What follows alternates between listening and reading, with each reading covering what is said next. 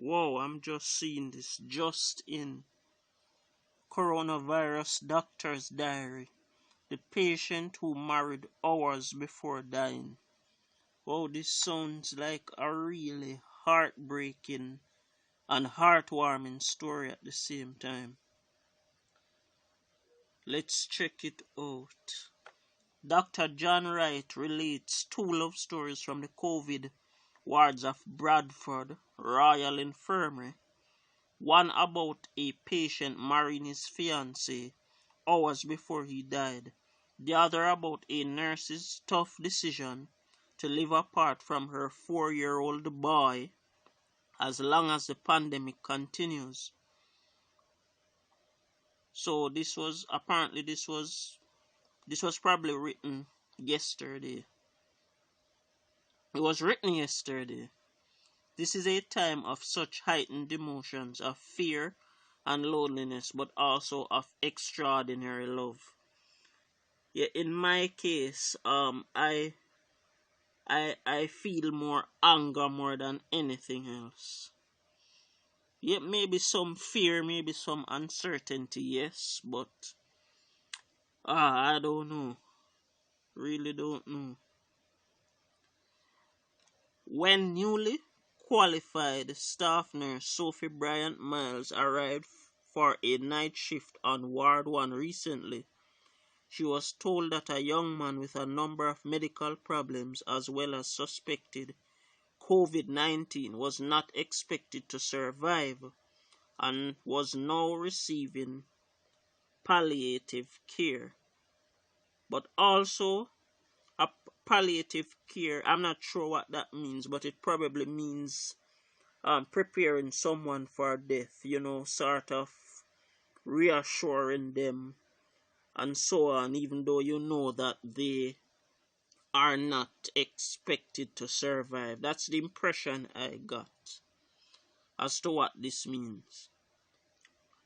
But also there, dressed in full PPE with gloves, apron, mask and visor, was his fiancée of at least 15 years.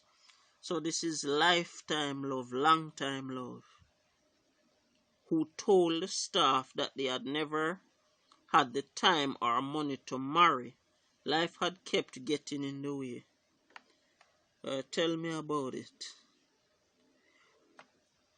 It was a heart-wrenching collision between love and death, but out of it came a very beautiful thing. By the way, if this video seems blurry, I apologize. I'm working on this issue as fast as I can. Sophie called hospital chaplain Joe Fielder and asked him if he could marry the couple straight away.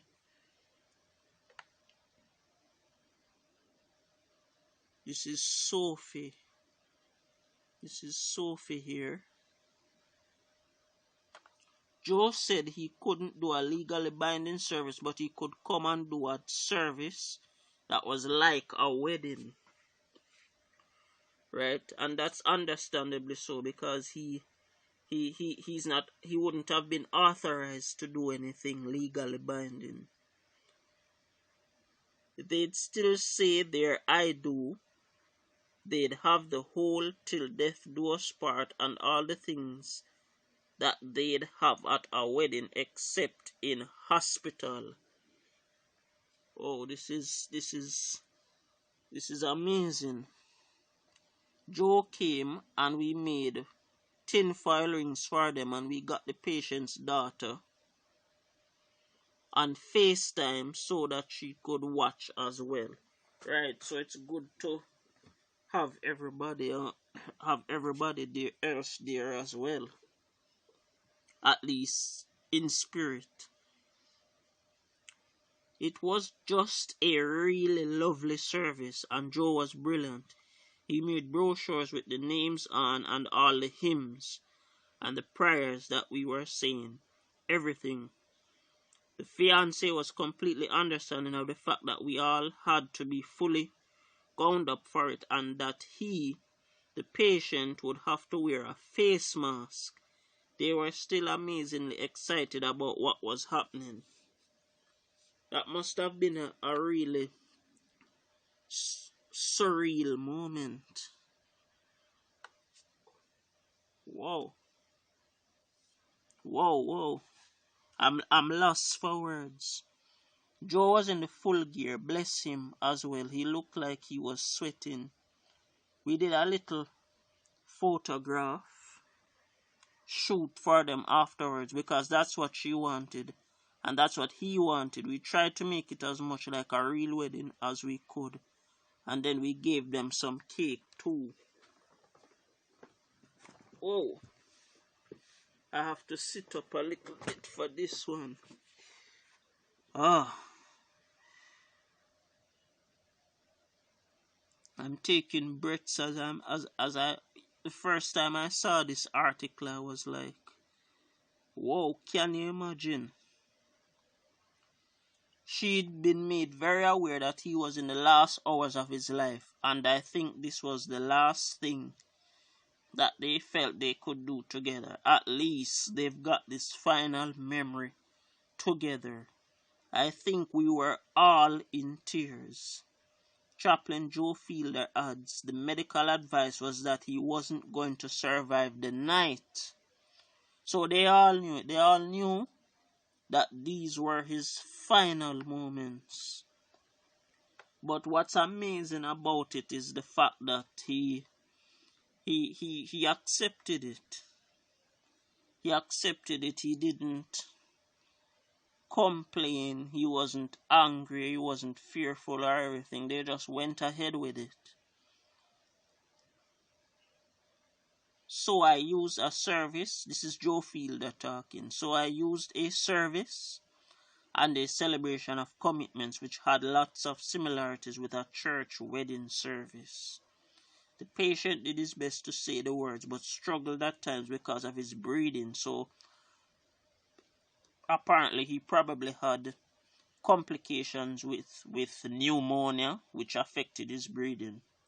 His partner did her best to say the words but struggled at times because of tears.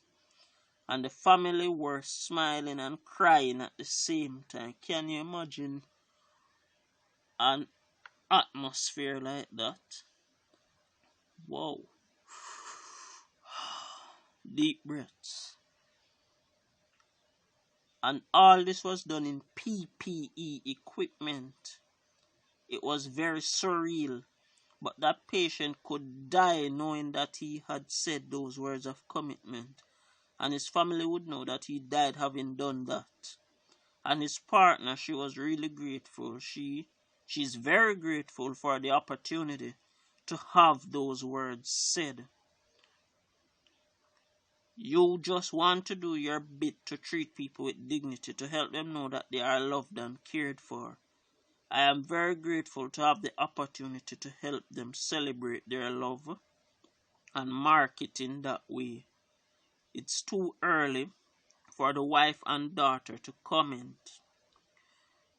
The funeral hasn't even taken place yet, but they have given their consent for this account to be published.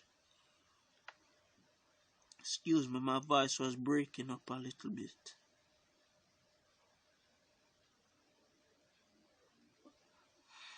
Oh my.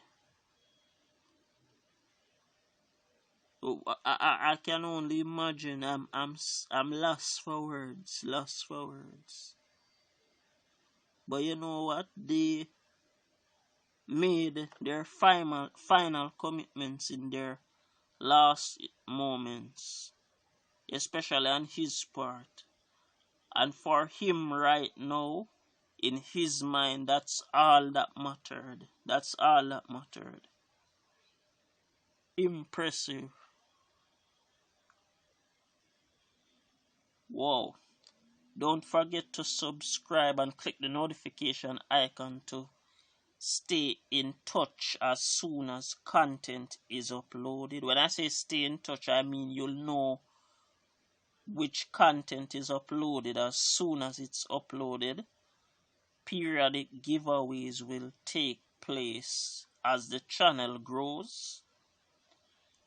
I will see you in the next video.